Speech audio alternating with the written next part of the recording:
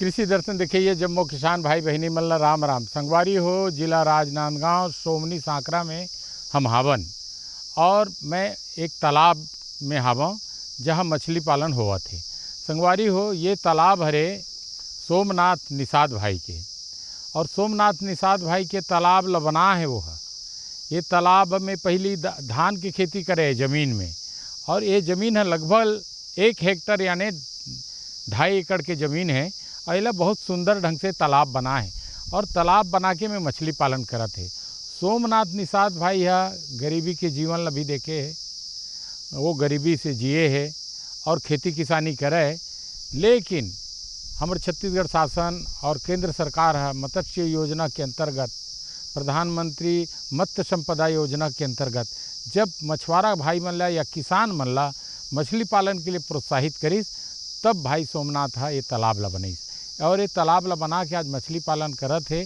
और 2.5 एकड़ के जो ज़मीन में एक अच्छा तालाब बना है, जिसमें धान से भी 4 गुना वो मछली पालन से आमदनी पावत है। तो संगवारी हो, मछली पालन एक लाभकारी व्यवसाय है, खेती से जुड़े हुए व्यवसाय है। जहाँ पानी है वहाँ मछली है, और जहाँ मछली है वहाँ पानी है। छत्तीसगढ़ में बड़े बड़े नदी है, बड़े बड़े डैम है। और गांव में एक गांव में और नहीं तो 4 ठन 5 ठन तरिया है। और किसान भाई मन आज अपन निजी जमीन ला घलो तालाब बना के मछली पालन करत है।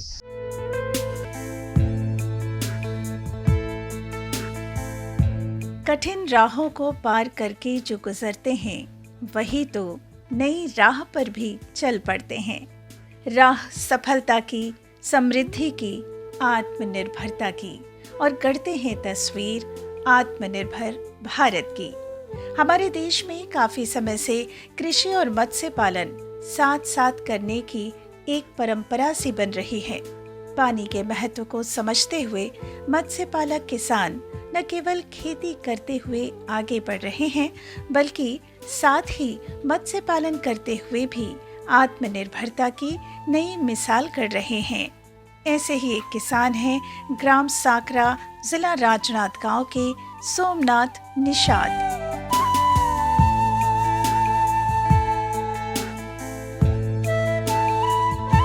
सोमनाथ निषाद के पिता खेती किसानी किया करते थे। सोमनाथ ने बचपन में उन्हें खेती के काम के साथ ही दूसरों के तालाबों में मछली पालन करते हुए देखा था और आजीविका चलाते हुए देखा था। उस समय उनके पास केवल 1 एकड़ जमीन थी। उसी में सोमनाथ निषाद के पिता धान की खेती किया करते थे। लेकिन कहते हैं ना, धान की खेती या किसी भी तरह की खेती मॉनसून का जुआ है। कभी पानी की कमी तो कभी ज्यादा पानी गिरने की वजह से धान की पैदावार उतनी नहीं हो पाती थी जितनी खुशहाली के लिए पर्याप्त होती। सिर्फ 1 एकड़ खेत से आजीविका चला पाना, परिवार का भरण पोषण अच्छी तरह से कर पाना संभव नहीं था। पिता के साथ साथ सोमनाथ भी सोचा करते थे कि काम को कैसे बढ़ाया जाए, परिवार में समृद्धि कैसे लाई जाए। मोर पिताजी मन शुरू से ही दूसरे दिन दाऊ यहाँ मजदूरी करके ही वो जीवन यापन करे मन।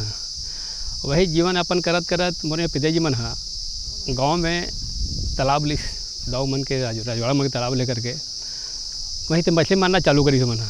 वहीं से ही करत करत करत करत करत करत खेती बाड़ी भी थोड़ा बढ़ा गई ऐसे बढ़ती गई थोड़ा बहुत।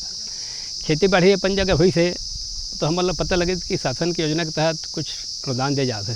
तो हम संपर्क करें मत्स्य विभाग में, तो हमारा पहले लाभ यहीं से मिली था अनुदान हमारा। और यहीं से हम तालाब बनाई चालू करें हमारा। और तालाब बनाए तो अगर से हमारा मछली मालिक भी कुछ फायदा हुई और प्लस हमारा सिंचाई भी कम से कम आ जाते। एक हमारे जो आर्थिक स्थिति जो बहुत अच्छा हो गए। तो यही दरमियान हमारे बच्चे मतलब भी अच्छे पढ़ाएं लिखाएं, लड़के भी पढ़ाएं अच्छा से, फिजियोथेरेपी करे। लड़का MSc करे कृषि में, और आज लड़का खेती बाड़ी काम करा। तभी उनके पिता दूसरों के तालाबों में मछली पालन किया करते थे। लीज पर लिए गए इन तालाबों में मछली पालन करने से उन्हें बहुत अधिक लाभ नहीं हो रहा था। वो चाहते थे कि उनका स्वयं का तालाब हो। सोमनाथ पढ़ाई कर रहे थे। एक दिन अचानक उन्हें प्रधानमंत्री मत्स्य संपदा योजना के बारे में पता चला और यहीं से खुल गया रास्ता परिवार की खुशहाली का। सोमनाथ मत्स्य विभाग के अधिकारियों से मिलने गए। वहां पहुंचकर अधिकारियों से मिलकर मत्स्य पालन के बारे में जानकारी हासिल की। उन्हें लगने लगा कि प्रधानमंत्री मत्स्य संपदा योजना तो उनके लिए एक सौगात बनकर आई है।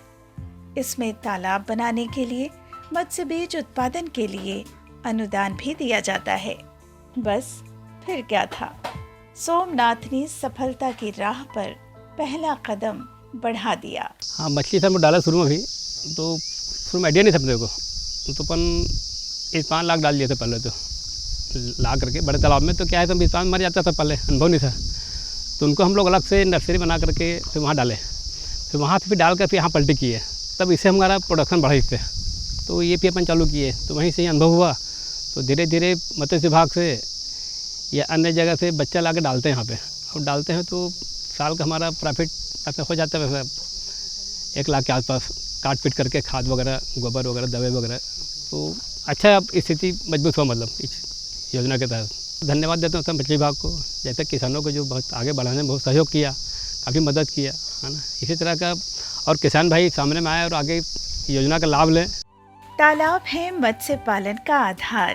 मत्स्य पालन से लाभ कमाकर आत्मनिर्भर हो रहे हैं घर परिवार। सोमनाथ और उनके पिता ने 1 एकड़ जमीन पर तालाब बनवा दिया और मत्स्य पालन करने लगे। इसके साथ ही साथ लीज पर तालाब लेकर भी उन्होंने मत्स्य पालन को और बढ़ाने का प्रयास किया। मछली लाना, मत्स्य बीज मंगवाकर तालाबों में डालना, काफी मेहनत से इस काम में उन्हें सफलता भी मिली। आज हम अपने स्वयं की भूमि में तालाब निर्माण करवाकर मछली पालन का कार्य कर रहे हैं। ये पहले जो कृषक जो हैं वो पहले खेती किसानी करते थे, जिससे उनको आर्थिक स्थिति के फायदा नहीं हो पाता था।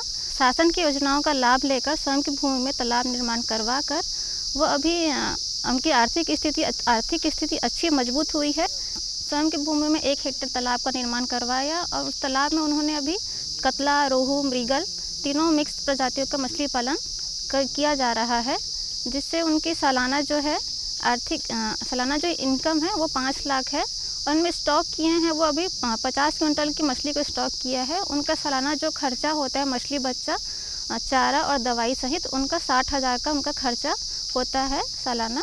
तो उनको कट के जो उनका फ़ायदा जो होता है 4 लाख समथिंग उनको फ़ायदा होता है सालाना।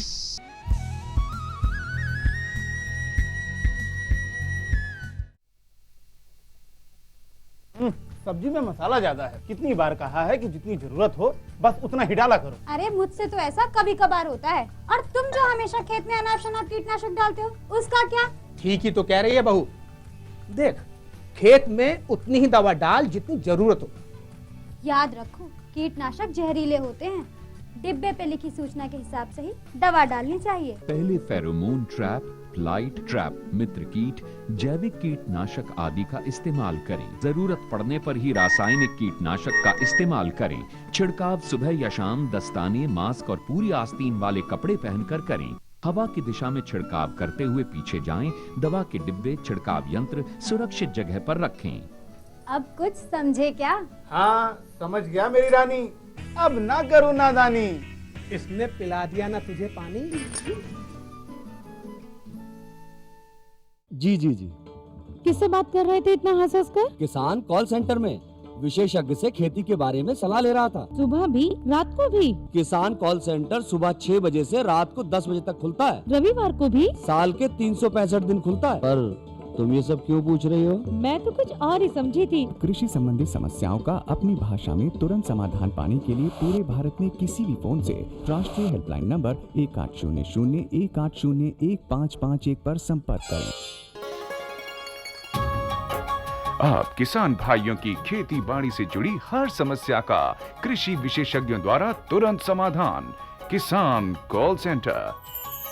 आप भारत के किसी भी प्रदेश में रहते हो, कोई भी भाषा बोलते हो, आपकी समस्या चाहे फसल की बीमारी की हो, खाद की, पशुपालन की या कृषि से जुड़ी नई तकनीक की अपनी समस्या का अपनी ही भाषा में समाधान पाने के लिए आप देश के किसी भी कोने से डायल करें 1551। विशेषज्ञ द्वारा आपको दी जाने वाली ये सलाह बिल्कुल निशुल्क है। ये सुविधा प्रातः 6 बजे से रात्रि 10 बजे तक निशुल्क उपलब्ध है। किसान कॉल सेंटर यानी 1551।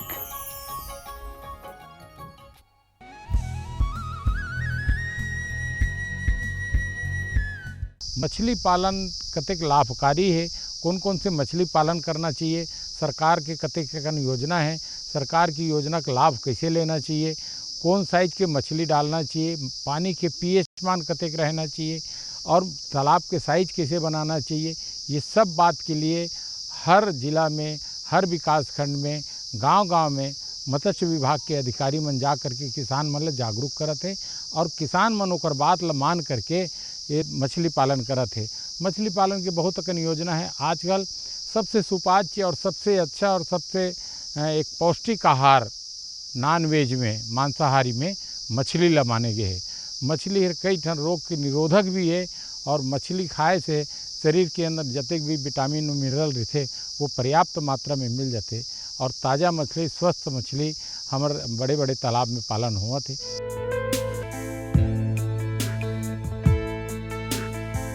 मत्स्य पालन से लाभ मिला तो हौसलों को नई उड़ान भी मिली। धीरे धीरे योजना के बारे में और जानकारियां प्राप्त की और 1 एकड़ तालाब से बढ़ाते हुए 7 से 8 तालाब बनवा लिए और मछली पालन व्यवसाय को और बढ़ाया। पहले जहां सिर्फ 1 एकड़ में खेती किया करते थे, आज सोमनाथ और उनके पिता के पास 40 एकड़ से भी अधिक जमीन है, जिसमें वे खेती भी करते हैं, फल भी उगाते हैं और जमीन में तालाब निर्माण करवाकर मत्स्य पालन भी करते हैं।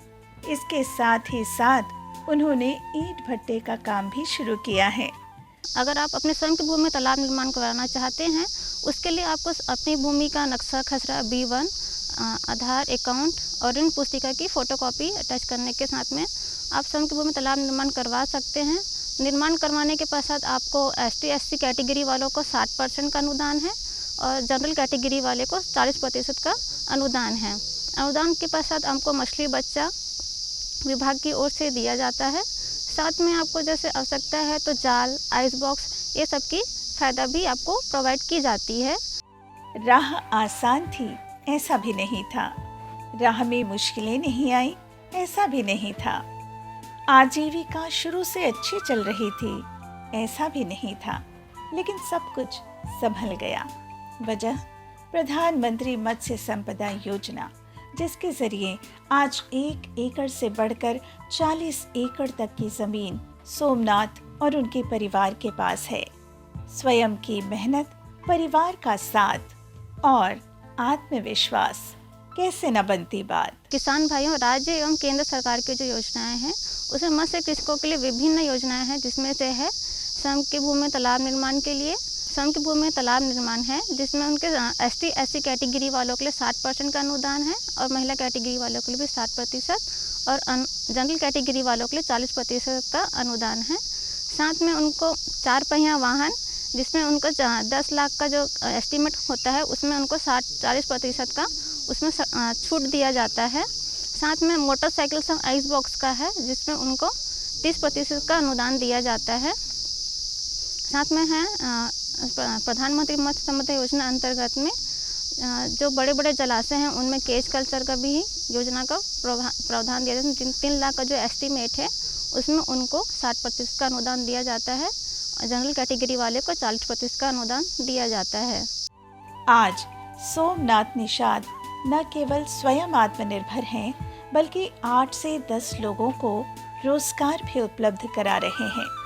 कभी खेत में, कभी तालाब में और कभी ईंट भट्टे में अपने आसपास के लोगों को रोजगार उपलब्ध करा रहे हैं और साथ ही प्रेरित कर रहे हैं कि वे लोग भी मत्स्य पालन के क्षेत्र में आगे आएं और सफलता की नई कहानी लिखें। मैं मछली पालन करके अपने परिवारों को पढ़ाया लिखाया और कम से कम 8-10 लोगों को मैं यहाँ काम भी यहाँ मिलता है, यहाँ पे रोजगार का अवसर मिल रहा है यहाँ पे, है ना।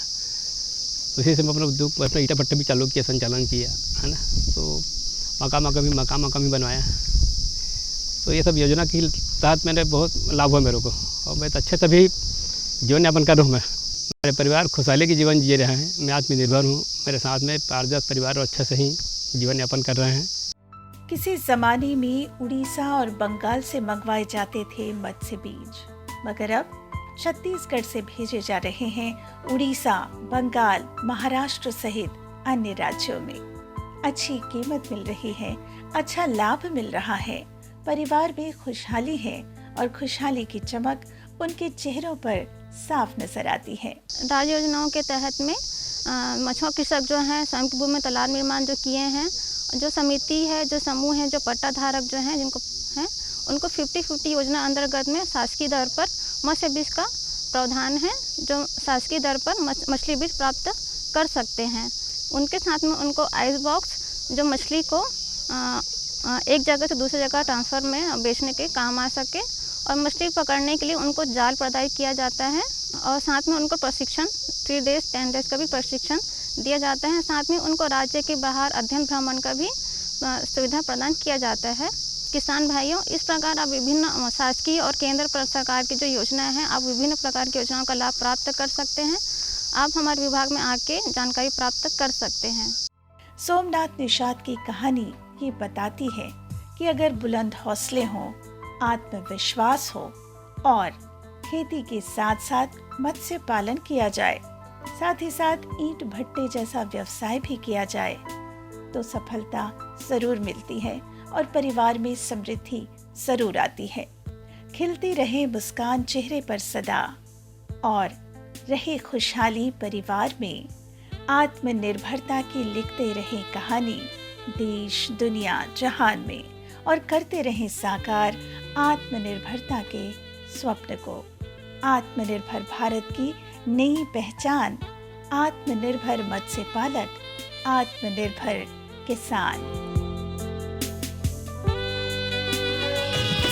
समय करने लगे, बड़ा ही सुंदर के साथ देवी द्रौपदी रानी सुदेशना के पास में यही बात बोला था वे महारानी।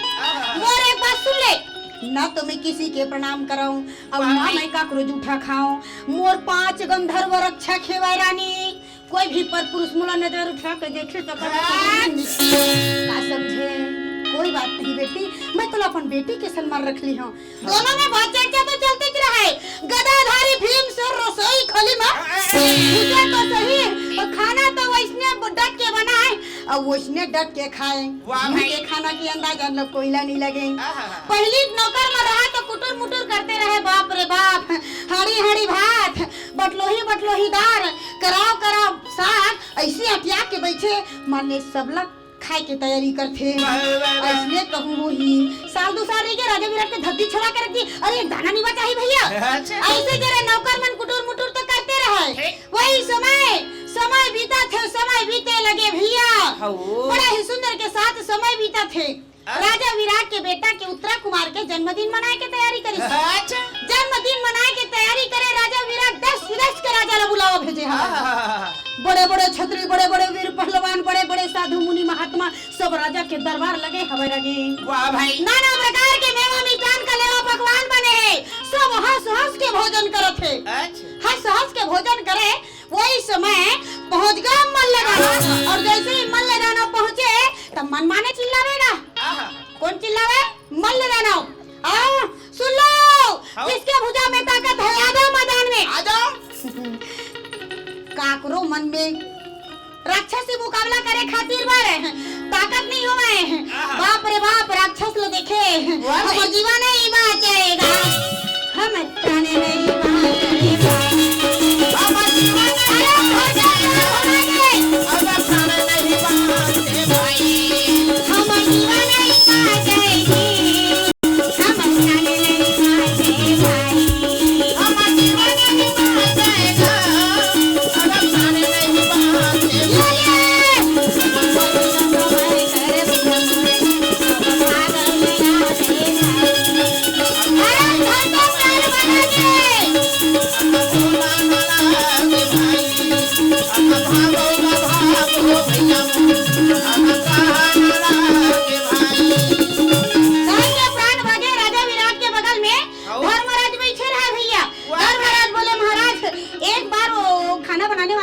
जैंतरसी को बुला लिया जाए। अच्छा बोले कंक जी कैसे बात करे, वो कहाँ खाना बनाने वाला, ये कहाँ राक्षस, एक साथ मुकाबला हो सकी, दोनों बोला नहीं। एक बात बुलाते महाराज, बोले नहीं कंक जी आप चुप बैठिए, नहीं राजा के दरबार में रहना तो हाजी हाजी कहना, कोल ना मारना है भैया, नहीं तो बार बार कंक ऋषि के कहे पर राजा विराट बोले सैन्य बोले भैया जा तो वो खाना बनाने वाला जयंतरसी को बुला लिया जाए। जयंतरसिया भीमसेन मनमाने रसोई खोली में सोचे बैठे नहीं रहे, हाड़ी हाड़ी भात बटलोही बटलोही साग इसे मनमाने बैठे रहे, हटिया के सेना देखे वाह ते तो खाई पिए भूला है जी, तो का करो भैया ये सदम और काम है, तो राजा बोला है काबर बोला है राजा, नहीं वो बहुत बड़े पहलवान पहुंचे हैं। अच्छा बोला कैसे कहूं भैया, हाँ तो ओकर साथ तो लड़ना है, ना ना ना ना मैंने कहे वो राजा कहे जल्दी चल जल्दी, वाह भाई दिन के गुस्सा तेज हो गए, हाथ तो मोर खजवा तेज है, काबर अरबड़ दिन हो गए जंगल में पोट के बर कोनो मिले नहीं है, दिन के गुस्सा जब तेज होला मारा खड़बड़ा के उठे, और मारा खड़बड़ा के उठे मचलता भीमा गारे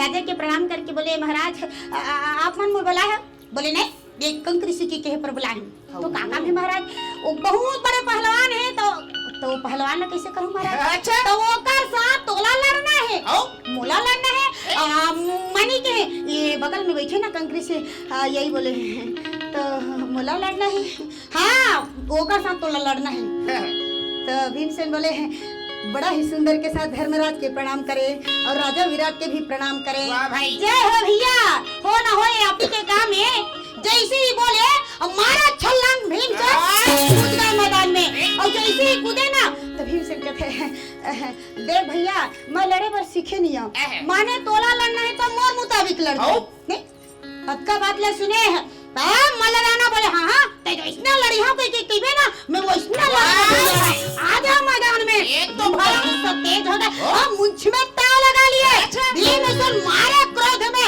जब जंघारा ठठावे कहेगा दोनों